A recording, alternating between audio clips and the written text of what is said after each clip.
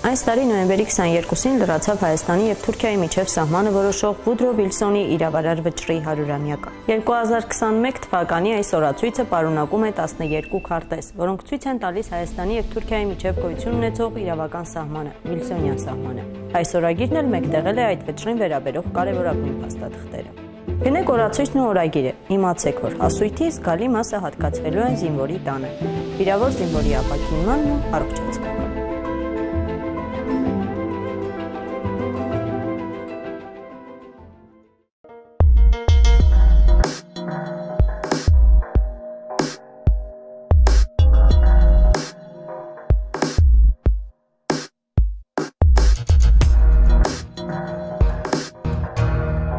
Արմինե, ձեր վերջի գրառումը նայեցի Facebook-ում, տեղադրել եք լուսանկար, որտեղ ազգային ժողովի պատասխանից այդ հայտնի լուսանկարներ Նիկոլ Փաշինյանի դրած դիպուկահարների, իրենց լուսաձայնային նռնակներով, թերևս մեկնաբանություն չկար, բայց ամեն ինչ շատ խոսուն էր։ Ինչպես հասակ այս վիճակին։ Ինչպես հասա այս վիճակին, այդպես բաներով հասա այս վիճակին, այդ տեսակ բաներ տեսանք ու հասանք այս վիճակին, երբ որ 2018 թվականին բոլորս ոգևորված, այսպես երջանիկ գնացինք հեղափոխության եւ անցնում է ժամանակ, մարդկա շուտ հասկացավ, մարդկա ուշ։ Ես համարում եմ, ես բավականին ուշ եմ հասկացել 2 տարի կալենդարը, ապրիլի 23-ից, մանրամասնություններ չասեմ, ինչից ինչ եղավ, մինչև այդ ես ամեն օր տեղադրում էի, կիմանաք, հեղափոխական վարչապետը մեր երկիրը, այսինքն ինչպես եւ կայինք բոլորս 2018-ին ապրիլ ամսից 23-ից ապրիլ ես նույնիսկ երբեմն ասում եմ ինչքան լավ է որ այս կորոնավիրուսը եղավ դա իր բան ուներ լավ բանը որ շատ բաներ պարզվեց մարդկանց տեսակը պարզվեց ինչի համար էինք անում, ինչ էինք անում եւ ինչ դուրս եկավ։ Մարդկային տեսակը պարզվեց շատ, որ ես երբեք չեմ ների այդ տանջանքները, որ մեր ազգին է, այդքանից հետո այդ ամեն ինչը մեր ազգի հանդեպ նորից այդ շատ վատ վերաբերմունքը կորոնավիրուսի ընթացքում անմարդկային վերաբերմունքը թավիշը ավարտենք, բան թավիշը ավարտում ենք, ում հանդեպ ժողովրդի հանդեպ են ավարտում, սկսում են գետնով տալ, աղջիկներին գետնի վրա են գցում բան են անում իբրև թե մասկա դիմակ չկրելու համար շատ ամոթալի վիճակ է եւ ապրիլի 23-ից վերջնակետը մայիսի 8-ներ ազգային ժողովում որ մեզ փակել են իրանք էին շոու անում այդտեղ ասեցի это что такое գժվել կարելի է իսկապես այդտեղ արդեն ես բան եղա սկսեցի հետ նայել հիշել վերլուծել եւ ամաչեցի ուղղակի գետնինը մտա որ ես 2 տարի, բայց ես զբաղված եմ եղել աշխատանքի մեջ ենք եղել, չենք իմացել, չենք խորացել։ Պատերազմը բնականաբար էլ ամեն ինչ խորացել։ Պատերազմը արդեն լրիվ, մինչև պատերազմ մոտ 8 ամիս ես արդեն չէի տեղադրում ոչ մի բան, իրենց օգտին իմիջում, ոչինչ չէի տեղադրում, վատ բաներ չէի տեղադրում, բայց որ նենց բաներ լինում, փաստացի, որ իսկապես դա այդպես է, տեղադրում էի ինձ մոտ։ Ու մի անգամ դա օգոստոսի 25-ն էր երևի թե մինչև պատերազմը մոտավորապես 25-ին ես մի հոդված էի տեղադրել իմեջում 4-րդ իշխանության հեղափոխական ձախողակները այսպես շատ հետարքի շատ точно ասվում էր ինձ դուր եկավ ես գցեցի ինձ մոտ մեկ է տեսնեմ ֆեյքերին ինձ վրա են բաց թողել մի սարսափելի տարապ տեղի ունեցավ ֆեյքերի դա տևեց 1 օր 24 ժամ տևեց ես էլ այսպես ես ինքս չէի անում մարդ որը զբաղվում է իմեջով արագ բլոկեր անում բոլորին ինչքան հնարավոր է արեց եւ ինչքան հնարավոր է իմեջից բան արեց եւ շատ վիրավորական էր երբ որ 2 տարի ես իրանց միայն այսպես իմեջով կհիշեք մեծարում եւ մեր վարչապետ մի հատ հոդվածի համար դուք այդ օրի գցեք այն մարդուն որը ձեզ 2 տարի Պաշտել է ու այսպես բան է արել, գետինը մթեք ավելի լավ չէր։ Հետո դրա հաջորդ օրը գազից շենք պայթեց, հիշում եք, որ ավելի ուշադրությունը դրա կողմ գնաց եւ ինձ հանգիստ թողեցին էլ երևի թե, բայց մի քանի օր գնում էր դա։ Ես նույնիսկ իմացա ում հրահանգով էր, ինչպես էր, թող չիմանան, որ մենակ իրանք են տենց ամեն ինչ իմանում, մենք էլ ենք կարողանում իմանալ, ես առայժմ չեմ ասի անունը, բոլորիս էլ մոտարապես հայտնի է, բայց միևնույն է գոյություն ունի անմեղության կանխավարկածը, որը այս բային չեմ ընդունում, որովհետև բոլորս ամեն ինչ արդեն գիտենք։ Եվ գժվել կարելի էր ու սկսվեց, այդպես սկսեցին գրել, ես հանել բլոկել եւ այլն եւ արդեն սկսեցի պարզ, իսկ հետո որ սկսեց պատերազմի ես իմ հարցազրույցներից մեկում էլի եմ ասել, պատերազմի ժամանակ ուզում եի գոռայ ասեմ, մի թողեք դա պատերազմ վարի։ Այսինքն դուք սկզբից եւեթ չէիք հավատում Արծրուն Հովհաննիսյանի պրոպագանդային։ Հա, Արծրուն Հյուրմամիշ։ Չէ, ես իմիջայլոց սկզբից այդ առաջի օրերին, որտեղ բոլորը ասում են հաղթելու ենք, ասում ես էլ գրեմ էլի, որտեղ ասենք չէ, չենք հաղթելու, դա նորմալ է, չէ, ուզում ես որ հաղթենք, բայց կասկածում էի, որ հաղթելու ենք, որովհետև տեսնելով դրանց մեր թշնամու նախքանակը երկրորդը հնարավորությունները անսահման են եւ շատ նրանք ավելի հարուստ են թե զենքով եւ ամեն ինչով։ Ես մի քիչ կասկածում էի, որ այդպես բաներ են ասում, բայց ասում էի, այ մարդող ես սխալ եմ, դա այ բոք կարող է եւ հաղթում են, կարող է եւ հաղթելու են, բայց ասենք լոգիկայով չէր գալիս ընկնում տեղը էլի ամեն ինչ։ Եվ վերջում տեսանք, կան չէ մարդիկ, որ մինչև հիմա գրում են հաղթել ենք, հաղթելու ենք, հաղթում ենք, ես էլ էի գրում հաղթում ենք։ Դերասան Գնել Սարգսյանը վերջերս Գյումրիում գնաց հավաքի ժամանակ։ Այդ մարդիկ թող որ գրում են հաղթել, հաղթում ենք,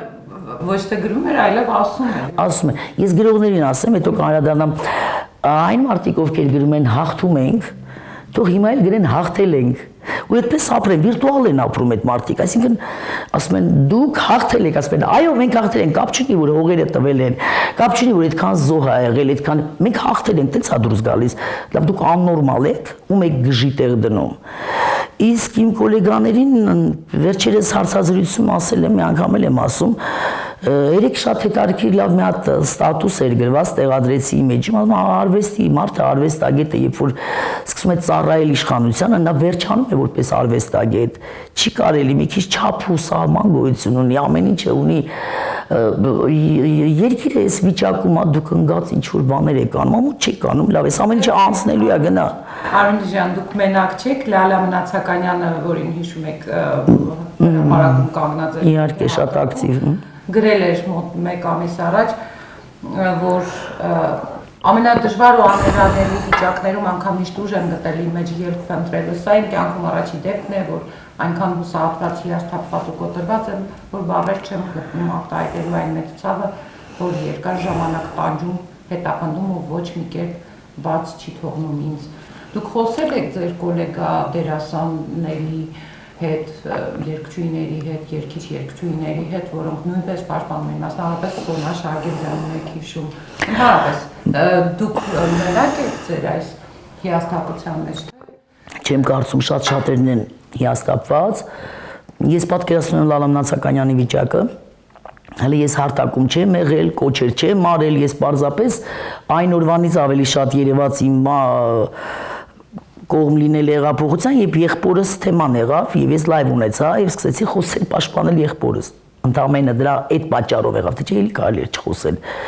որտեվ իսկապես պիտի բեմի մարդը հերու պահի իրան նման բաներից եւ պիտի բեմի մարդկանց հերու պահեն նման զորով մտցնում են այդ ամեն ինչի մեջ չի կարելի,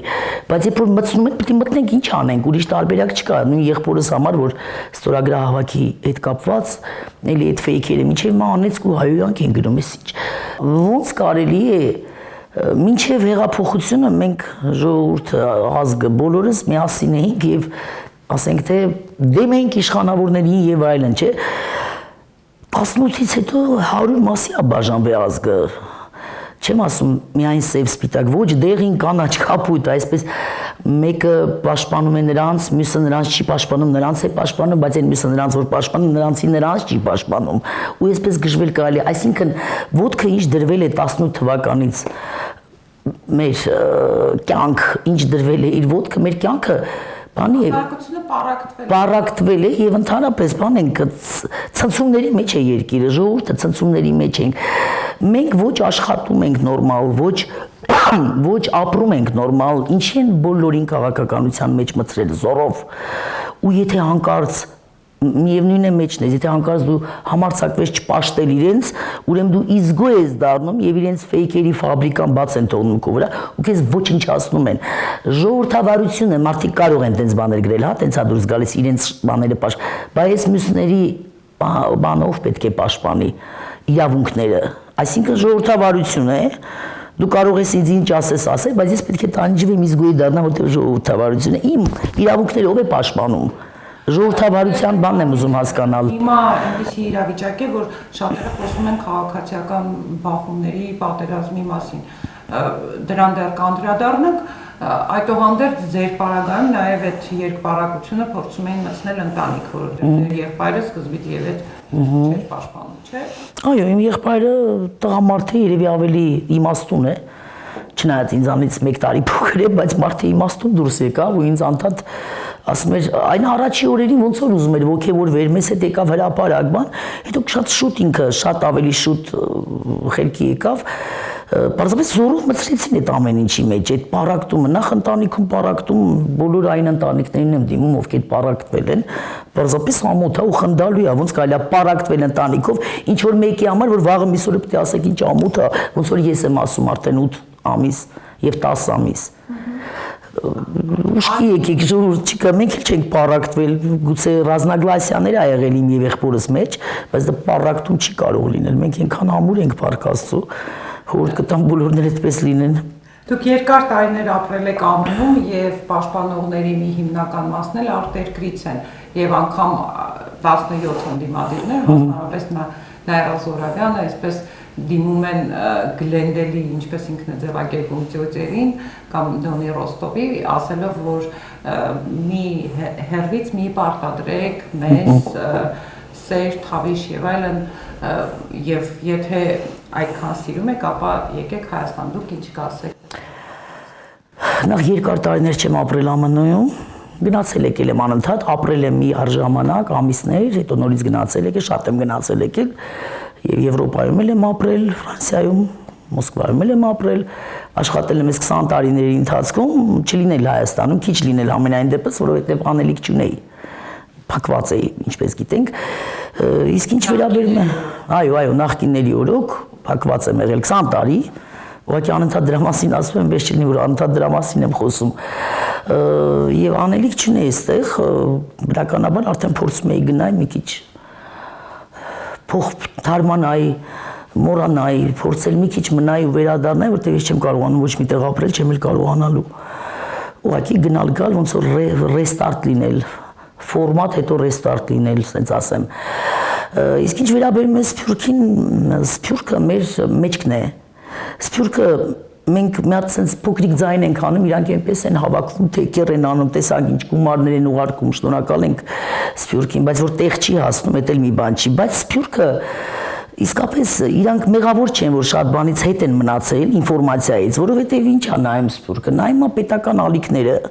իրենց մոտ, հա մեկն է նայում բան, ինչ իրենց հարմար է են ցույց տալիս եւ ասեմ իմ բանը մի քանի օրվա տարբերությամբ է, չէ, ժամերի տարբերությամբ է կարծեմ։ Այստեղի բնակվողները շատ լավ հասկանում, ոնց էլ չլինի իրանց բարեկամների միջոցով կիմանան։ Սփյուռքը հզոր մեջք է մեզ համար, բայց Սփյուռքն էլ պիտի հասկանա, որ պիտի հասկանան, որ շատ տխուր վիճակ է այստեղ, պետք է այդ գումարները նախ որ ուղարկում են, ավելի կոնկրետ հասցեներով պետք է ուղարկել, ոչ թե ուղարկում են ինչ-որ հիմնադրամի, որը հասկանալի չի ուր են այդ գումարները։ Անցել է մեկ անձի։ Մեկ անձին, մեկ անձն իր մյուս անձին, մյուս անձն նրա անձին ու տենց անձերի, չգիտեմ։ Ամենայն դեպս Սփյուռքը մեր մեջքն է։ Մենք շնորհակալ ենք Սփյուռքին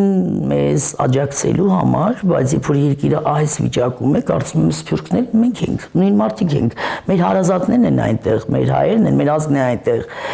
Պետք է իրենք հասկանան, որ այդ աջակցությունը միայն ֆինանսապես չի։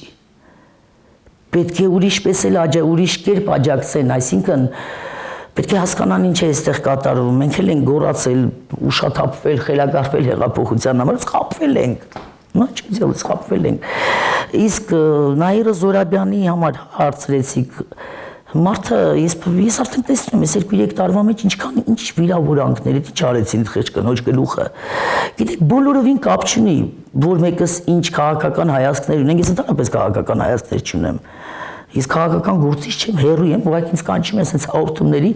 Ես էլ գնում եմ, որտեղ ես հասկանում եմ, սա քաղաքականություն չի, սա հայրենի գործնելու վտանգի առաջ են կանգնած։ Ու ամեն մի հայ պարտավոր է խոսել սրա մասին, ոչ թե ասել, վայ, ես գործ չունեմ քաղաքական վիճակի, սա իմ գործը չի, խախանդվի նոր տեսնեմ, որ մեկի որտեղն եմ մտնում, այդպես չի կարելի։ Ես տեսել եմ, ոնց են մարդկանց իզգոյ սարքում, ով որ մի բան դեմ է ասում, դա շատ վատ է։ Ամեն ինչ իդեպ արժևում է, որովհետև օրենսդրական նախաձեռնություն կա, որ պետական իշխանության ներկայացուցչին վիրավորելը քրեականացվում է։ Մի օրենք, որը 2008 թվականից հանվել էր, հիմա նորից Նիկոլ Փաշինյանի օրը։ Այսինքն, եթե ասեք Նիկոլ Դավաճան կամ Նիկոլ կոռուպցիոներ, ապա դուք ենթարկվեք քրեական պատասխանատվության, երբ օրենքի։ Իսկ ինչու են այդպես արել, որ հենց միայն ղեկավարներին, այսինքն մարդիկ իրար ուտեն, բայց ղեկավարներին պաշտոնն տարանձած բան չասենք։ Լավ է, ինչ լավ օրենքներ են մտածում։ Ամբողջ ազգն ասում Նիկոլ Դավաճան եւ Նիկոլ կոռուպցիոներ եւ այլն։ Ազգին ոչ տանելու բռնեն, օրենքներ են։ Օրենք էին ունի, բոլորը դիմակ դնեն բացի կառավարության անդամներից։ Օրենք էին ունի, թող մարդիկ մցրել են այս կեղտը մարդկանց մեջ, սաղ իրար վիրավորեն, իրար պարակտեն, իրար, բայց հանկարծ մեջ չվիրավորեք, ինչ լավն եք դուք։ Այդ որտեղից են այդ խորհուրդները, ովքեր են իրենց տալիս, տենց այդ արկիր բաներ են մտածում։ Կոռուպցիայի հետ կապված ինքը տրամագծորեն հակառակ կարծիքի է, որտեղ նախ ասած Հայաստանում մինչև իրեն կար միայն մեկ կայացած համակարգ, դա համակարգված կոռուպցիաներ, եւ երկրորդը հանրահավաքի ժամանակ ինքը խոսում է ժողովրդի անունից։ Ժողովրդի անունից 3 տարի է շանտաժ են անում ժողովրդին, ինչպես կարելի է։ Նախ ինքը ինչ ասում է, դա աննախադեպ է, չէ, աննախադեպ։ Աննախադեպ, ի՞նչն է աննախադեպ։ Իրանց ամբողջն նախ աննախադեպ էր իրենց ներկայացումը իսկապես։ Իրենց հայտնվելը դա աննախադեպ էր, չպետք է լիներ այդպես բան, թե ոնց եղավ, ով արեց, ով էս մղձավանջը, էս քաոսը ստեղծեց Հայաստանում, Աստծուց իրանց պատիժը ստանալու են։ Օրը գալու է ստանալու են, անհնարին ասենց, բայց առանց այդ էս տանջված ժողովրդին ոնց կարելի է սորի գցել։ Իսկ ինչ վերաբերում է կոռուպցիայի, նույն կոռուպցիան իրենք են անում, պարզապես օրենքով։ Պետականորեն կոռուպցիա, օրենքի մեջ, երբ որ հայտարարում էր ես իմ քայլականներին հրապարակում խոսք եմ տվել, որ լինելու են պարգևավճարներ, չհասկացա, բա մեզ ինչ էր էս խոսք տվել։ Այդ ո՞նց է նրանց խոստվածները արվում են։ Նման խոստում բաց հիշում եք պարգևավճարի մասին։ Իր խոսքն եմ հիշում, որ ասեց ես խոսք եմ տվել մարդկանց, այ դա եմ հիշում, որ ասել է, բայց հիմա մինչև այդ խոսքա տվել թե չէ, չնես չի որ ես հետևում եմ։ Տվել նաև որպեսզի Ղարաբաղի մասին որից է որոշում չի ընդունի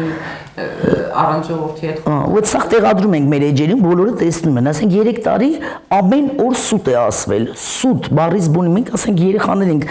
փոքր ժամանակվանից գիտենք, որ սուտ չի կարելի ասել, ես իմ տան իմ զարմիկներին շաբաթը մեկ ժողով էի անում, որ չի կարելի սուտ ասել, հիմա այսօր այդ երեխեքը կարան մեծանան ասեն, չհասկացա,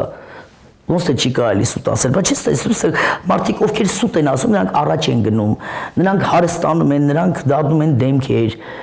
ինչ սուտ ասելով ինչքան կարելի է երկիրը կառավարել։ Ղարաբաղի թեմայից սկսած ամեն ինչը ստեց ու խապեց մեր թեմայով, մեր արտիստների թեմայով ամենասկզբից բոլորին այդ իր ֆեյք ֆաբրիկան հարցակումտվեց, ֆաս տվեց արտիստների վրա, իզգոյ սարքեք արտիստներին, խի արտիստները քեզ ինչ էին արել, որովհետև արտիստը կարող է այսպես խոսալ, ունի չէ լսարան շատ, խոսել եւ ամեն ինչ պարզ ասի։ Նկատի ունեք Հունեի Եսայանի նկատմամբ այդ process-ները, որովհետև նրանց մասին մեկնաբանվում էր, որ նրանք եղել են նախկինների պալատական երգիչները։ Ոչ, նկատի չունեմ միայն նրանց, ընդհանուր բոլորին, նախ նրանց նույնպես, ինչ է նշանակում պալատական երգիչ։ Այսինքն, երբ որ այսօր իրանք ոչ մի համերգ չեն անում, եթե համերգ էին անում, իրենց կողքերը կային, չէ՞, նույն մեր Սոնոչկան Շահագելյան եւ այլն, իրանք էլ են պալատական դուրս գալիս։ Մեր գոլեգաները չէ երկել են իրանց սկզբի օրերին, ես իհարկե երբեք չեմ երկել, ոչ նրան ժամանակ, ոչ սրանց ժամանակ, ես այնքան մաքուր եմ, ոչ մի բան չունեմ, ոչ ակնկալիք, ոչ ունեցել եմ, ոչ ցանկություն եմ ունեցել, ոչ նրանցից, ոչ սրանցից, եւ թող ինձ ոչ մեկը ոչ մի բան չասեն, թող մտածեն են մարդիկ, որ ասենց վկլուչացելով դավաճանեցին նախկիններին, ես այդ խնդիրը չունեմ, ես նախկինների հետ ոչ մի տենց բաներ տալարնելիք չեմ ունեցել, որ բան անեմ, բայց ինչպես կա, ինչ կապ ունի ով է Նունե Եսայանն է, թե մյուսն է, ձեզ ով է այդ իրավունքը տվել արտիստը, որը ճանապարհ է անցել տարիներ շարունակ ստեղծած իր քրտնաջան աշխատանքը մեկ վայրկյանում կապալել, որտեղ Նիկոլ Փաշինյանը տենց է ուզում։ Դա նորմալ է։ Դա այդ իրավունքը տրվեց թերևս նրանից, երբ որ հանրապետականների տների մտագաղներ էին տանում, սև ժապավեններ։ Բումերանգով վերադարձավ, չէ՞ իրանց։ Այսօր ինչ են արել։ Եվ հիմա իրանք ասում են, այս ինչ եք անում, ինչ հալածում ես։ Պետք է հալածեն, բա ինչ պիտի անեն։ Ժամանակ եւ ավելին նույն բումերանգի օրենքով փաստահավաք խմբի նախկին ղեկավար Անդրանիկ Քոչարյանը հայտարարում է, որ պետական շինությունները իր վրա կրակելու լեգիտիմ իրավունք։ Հայտարարում մարտի 1-ից էին խոսում, բան էին անում, բայց ո՞նց եղավ, դուք եք ժողովրդի վրա կրակեք, ոնց է կկրակենք։ Ժողովրդի ցասումը շատ բան է, գիտեք, վտանգավոր է, ճիշտ է, մեր ազգը դիմանում է, բայց մի օր գժվում է ու ոտքի է կանգնում, օգտվում են էլի երևի, դժվար ոտքի կանգնել, մենակ մենք ենք ոտքի հանել իրանց, շատ սխալվում եք, բոլորն էլ ոտքի կկանգնեն, որ պետք լինի, արդեն պետք, արդեն ժամանակն է, իսկ ինչ վերաբերում է արտիստներին, ոնց եղավ այդ բանը, որ արեցին հարցակումը, ինչից եղավ, երբ որ ինքը նոր էր եկել, մի օր ֆրազ բան արեց, որ երկիշները արվեստի մարդիկ երբեք հարկային դաշտ չեն մտել, չեն անարել, ուրեմն ես դա ասեմ, իմանան, քանի որ նա սուտասան է եւ անդադ խապել է, դա էլ է խապել, երբեք մեզ առաջներում չեն ասել, որ դուք պետք է ինչ-որ տեղ հարկ վճարեք, այսինքն ոնց որ ձեզ ասեմ, ձեզ չասեմ, որ դուք ինչ-որ բան պետք է անեք, հետո գամ ձեզ ասում, ոնց որ մի անգամ օրինակ բերեցի, լավ, ոնց որ ասենք, չի կարելի է շենքը այստեղ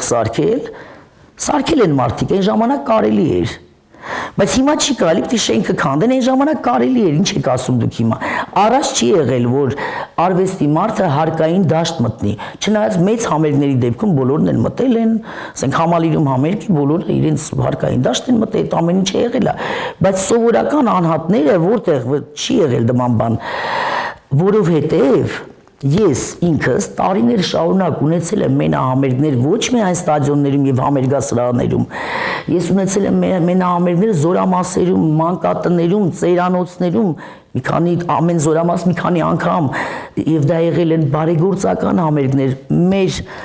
բանն էլ դա է եղել, այսինքն դու հարկ չես վճարում, բայց դու բարեգործություն ես անում,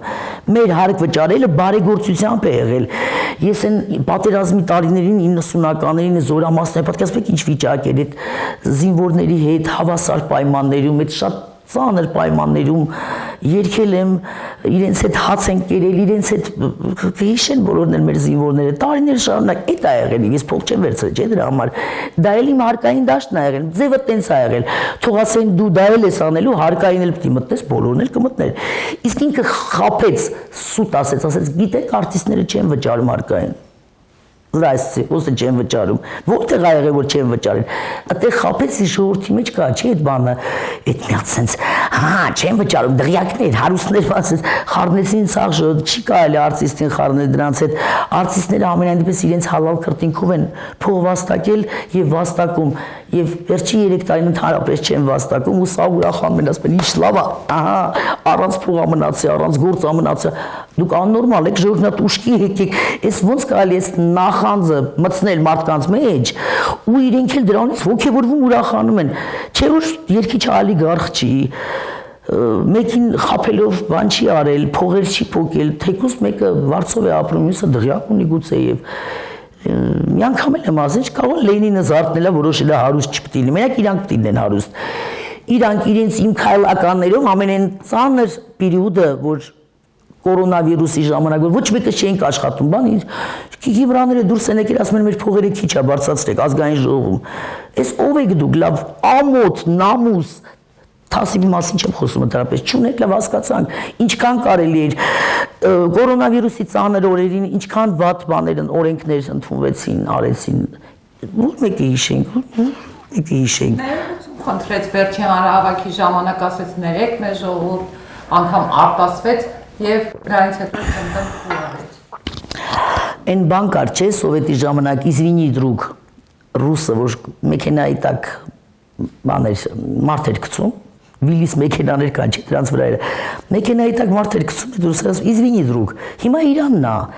ավիրեց ամբողջ երկիրը ավիրեց, ասում է կներեք, ներեգություն մի հատ էլ լացում է։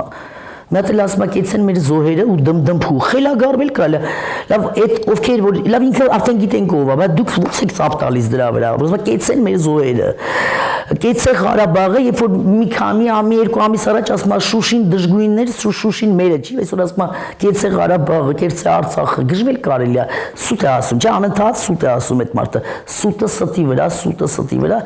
Եվ ես ձեզ ասեմ, Անուշ ջան, այն մարդիկ, ովքեր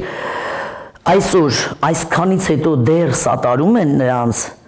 ես գտնում եմ ոչ բոլորը իհարկե, բայց ինչ որ ահագին տոկոս կա, երևի թե հասկացել են ինչ է տեղ ունեցել, ուղղակի անհարմար են զգում ասեն, որ մենք խաբվել ենք։ Ես այս բառի հոմանիշը չգիտեմ, բայց մանթո են չեն իմանում ոստակից դուրս գան, բայց ավելի լավ է հիմա ձեր մանթոն, ոնց էր մանթոյի համար հայրենիք կորցնեք, ամոթ չեք անում։ Միթե դուք չեք գիտակցում ինչ է տեղի ունենում, երևի թե խափում են, որ արդեն չեն գիտակցում, լավ կարելի է հասկանալ, ասում են մոլորված են, մենք էլ ենք մոլորված, բայց ինչքան, դա լավ ինչքան պիտի, կամ որ ասում են, բա որ ինքը գնաով գա, 3 տարվա մեջ, այս 3 տարվա մեջ, մի հատ լուսավոր մեկը հանկարծ հայտնվել է, մի անգամից ասել են դավաճան թուրք ու սաղին հարցակում են տվել դրա վրա, սատկացրեք մի հատ, շերել կարա լիներ, Մարդ կարա, ով ասես չունենք, այնքան լավ մարդիկ կան, այնքան լավ քաղաքական գործիչներ կան, որ вообще չեն երևում, ընդհանրապես ընդհակակ են անցել, որտեվ խելագարների ժամանակ հանկարծ Երևան սատկացն են, ոնց որ եւ մեր գոլեգաները։ Հանկարծ մեկը մի բան գրի սատկացն են, հարցակ տերորի ենթարկեն, Իզգոյի սարքեն, այնքան ասեց Իզգոյի սարքեք սրան նրան, միջև ինքը դարձավ այսօր Իզգոյի, սա ինչ, հետո շատ վատ են վերաբերվում, որ նույն կերպ, ոնց որ այդ դագաղներն ու պսակները սրանք են տարել, հիմա նույնը սրանք են անում, լավ, ու հասկացան կարելի է մի քիչ լեվելը կարելի է բարձրացնել, լավ, նույն ձևի նույնից անենք, հետո վարի գնանք լրիվ, ամոթ չի ոնց կարելի է պսակ, իսկ իրանք այնքան դագաղներ ու բաներ տարան եւ բումերանգի էֆեկտը գործեց իրանց հանդեպ, այդ նույնը լի դագաղներով եկավ իրենց դեմը, որ ասեմ աստծուց իրենց պատիժը կստանան, անհնարին չստանան, եղավ, հիմա նույնն էլ հիմա չի կարելի, մի քիչ օդում մի քիչ այս դժբախտություններից հետո գոնե մի քիչ սեր մցրեք, գոնե մի քիչ ուրիշ բա թեկուզ արհեստական, մենք չենք կարողանում ժպտալ, ուրախանալ, մենք մեծ դժբախտության մեջ ենք, մենք չենք կարողանալու սա մոռանալ, սա չի անցնելու, ոնց որ եղերնը չանցավ, ոնց որ 90-ականների պատերազմի զոհերը չեն անցել, ոնց որ մարտի 1-ը չանցավ, բայց տեսնելով դրա սադրանքները եւ ամեն ինչը, գոնե մարդկանց բան անեք, համախմբեք, հիմա էլ այս կողմից են այդ նույնը անում, բա ոնց լավ ինչքան պիտի դա այս կողմից անեն, այն կողմից հետո լրիվ վարի գնանք,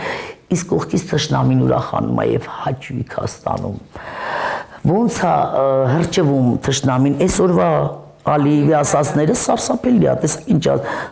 երկիր է, որ դա լավ երկիր չի, բառացիորեն չեմ հիշում ոնց ասել։ Դուք ինչ իրավունք ունեք ռեֆորմներ անեք ձեր բանակում։ Вы представляете, գժվել կարելի է։ Մենք ձեզ բռունցք ցույց կտանք կջախջախեք։ Ինչ ուզում անում են, կոնկրետ, ասենք ինչքան կարելի է նստել։ Ինչ ելք եք տեսնում։ Տեսնում եմ, որ ուրեմն բոլորը արդեն բարձ խոսում են այն մասին, որ մենք պետականություն ենք։ Մեր պետականությունը ինչքան դժվար ենք մենք ստեղծել, չէ՞։ Ինչ ելք ենք տեսնում, պետք է Փաշինյանը հրաժարական տա, որ ժամանակավոր ինչ-որ կառավարություն ստեղծվի, հասկանանք, մինչև ընտրություններ լինի,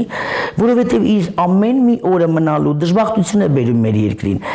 Ես չգիտեմ,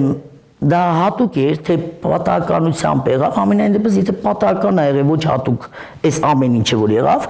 եթե նույնիսկ պատահականությունը բեխեր ոտքով թող գնա, Ոտքը խերով չէր մեր ազգի վրա, տենց է դուրս գալիս, չէ, ինչ մտելա ցնցումների մեջ է երկիրը։ Չենք աշխատում լարված, բոլորը սա իրար հետ վատ ընտանիքներում իրար են ուտում, ես ինչեր են անում, բոլորը քաղաքականության մեջ են մյուսը գրում, դու ով ես քաղաքականությունից խոսես, խոսքն էինք սպասում սենց բաներ, էս ինչ էր, խնդրում ենք, աղաչում ենք, հեռացիր Սմիրմ, խաղաղությամբ հեռացիր, հերիք է արյուն, Հերիք է դժբախտություն, հերիք է մեր ազգի այս օրի գցեք, ինչքան կարելի է հասկացանք քաղաքական գործիչ չենք, հետո որ քաղաքական գործիչ չենք, դի ձեն չանենք, պարտավոր են բոլորը մեր գոլեգաներից սկսած ձերնից վերջացրած, բոլորը պարտավոր են խոսեն։ Այս չխոսալն է մեր տունը քանդել, այս լռությունն է մեր տունը քանդել, որովհետև ամեն մեկ իր կաշվի մասին է մտածում, լավ, ես չխոսամ, տեսնեմ ինչ կլինի, մի քիչ խախանդվի նոր ես կխոսամ։ Ոչ, Էբրու խախանդվի ու խոսքը պետք չի բոլորովին։ Այս ամեն ինչը, այս խայտարակությունն է, սրանից էլ վատ բան պիտի լիներ։ Թուրքը ադրբեջանցին մեզ ամեն օր հատատայ է տալիս, մեզ ձեռ առնում, մերոնք ասում են, չի, եկեք բանը ճանապարհները բացենք, փող ենք աշխատելու։ Թքեմ ձեր փողի վրա, ձեր նամուսի վրա, որ չեք ամաչում, այդ արյունը դեռ չի չորացել։ Ոնց կարելի է դրանց հետ։ Ես ոնց որ հասկանում եմ, Անուշ ջան, քանի որ նորից շեշտ եմ, ես հեռու եմ այս ամեն ինչից, քաղաքականությունից, բայց գոյությունի քաղաքացիական դիրքորոշում չէ, ասենք, մտածում մարդ ես, մարդ որպես մարդ, ինչ պարտադիր է դու քաղաքական գործիչ լինես, որ կարծիք ասես։ Ես հասկանում եմ, մենք ունենք երկու տարբերակ, ռուս եւ թուրք, չէ՞։ Չէ, տենց հա չէ դուրս գալիս, որտեվ կյանքը ցույց տվեց, որ աշխարհը թքած ունի մեզ վրա։ Ռուս եւ թուրք ում եք ընտրում դուք։ Ում։ Կա տեսակետ, որ փորձենք Թուրքին ընտրել,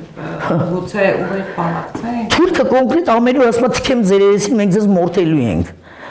Էլ ինչ բանակցենք, եթե այս պատերազմը չլիներ, այս վերջի պատերազմը, ես առաջ Ինչև պատերը։ Կողմ է, ասում է, դե կամաց կարելի է ցիվիլիզացիա։ Սահմանները բացել, սկսել ազգաբան անել, շատ կողմ է, բայց հիմա այս պատերազմը, որ եղավ, հիմա այս բային, էլ ինչ ռուսների հետ գոնե ունենք ընդհանուր մշակույթ, ընդհանուր կրոն, ամեն ինչը մեր նույնն է, չէ՞, մենք все-таки միասին մեծացած սովետի բանից ռուս ժողովուրդը ես միշտ սիրել եմ ռուսներին, իմ սիրելով չի կամ մյուսի, կարող է մյուսն ասի ես թուրք եմ սիրում։ Մենք ունենք երկու տարբերակ, ես ուրիշ կերպ չեմ հասկանում, դա թուրքն ու ռուսն են, ես ընտրում եմ ռուսին։ Մենք չենք ասում ռուսը, այ ռուսն էլ իր խիպտի մեր սիրուն աչքերի համար ինչ որ բաներ անի, բարձա ամեն երկիր իր շահերն է, իր շահերի մասին է մտածում, ամեն մարդ իր հետաքրքրությունն է։ Չգիտես, խի մենք բոլորս միշտ պահանջում ենք տեսար այդ ռուսին մեզ բան չի անում, բայց միաժամանակ ռուսին վիրավորում, հայոյում, ալիքներ փակում, խոսքի գիտենք սաղս ինչեր են անում։ Ռուսից ամենավատ Նեցել կակ միլինքի, դե բնականաբար, նույնն էլ ես ամեն ինչը։ Մի բան, որ անում եք չեք կարող տակից դուրս գալ, մի արեք էլ, նույնիսկ ամոթա։ Իսկանդերի հետ կապված это вообще смешная история։ Եթե առաջ նախկիններին ասում էին 50%, ինքը 10% մնաց էլի անունը, շատ խնդալու է 10%։ Это для меня вообще ես տենց բան ասեի, ներելու էր, որտեղ ես հեռու եմ այդ ամեն ինչից։ Բալա ոնց կարելի է երկրի ղեկավարը 10%-ն է կրակի, մինչև այդ զանգեր ռուսներին ասել, ոչ թե նստեիր թաքուն մի բան բլթացնեիր, որ մյաց սա խառնվեն իրար։ Շնորհակալություն Արմինե, հուսով մեր հաջորդ հարցազրույցին մենք ավելի լավ Հայաստանում կխոսենք։ Դա Աստված Անուշ ջան, ես էլ եմ հույսով Ինչ ասեմ, վերջապես մեր երկիրը մի օր պետք է լավ ապրի, գա մի մարդ, որը սիրում է երկիրը, որը սիրում է հայրենիքը, որը սիրում է հայ, եւ մենք բոլորս մեր գործին կլինենք, չենք ընկնի այս ամեն ինչի հետևից, զբաղված կլինենք, այ պարապության հետևանքով այս ամեն ինչ եղավ, որ մենք բոլորս մեր քիթը մտնում ենք, որտեղ ասես, որ չի կարելի, այսքան բան։ Շնորհակալություն հրավերի համար։ Այս տարի նոյեմբերի 22-ին լրացավ Հայաստանի եւ Թուրքիայի միջև սահմանը որոշող Վուդրո Վիլսոնի իրավարար վճռի 100-ամյակը։ 2021 թվականի այս օրացույցը պարունակում է 12 քարտեզ, որոնք ցույց են տալիս Հայաստանի եւ Թուրքիայի միջև գոյություն ունեցող իրավական սահմանը, Վիլսոնյան սահմանը։ Այս օրագիրն էլ մեկտեղել է այդ վճռին վերաբերող կարևորագույն փաստաթղթերը։ Գնեք օրացույցն ու օրագիրը, իմացեք, որ հասույթի զգալի մասը հատկացվելու է զինվորի տանը։ Վիրավոր զինվորի ապաքինմանն ու առողջացումը։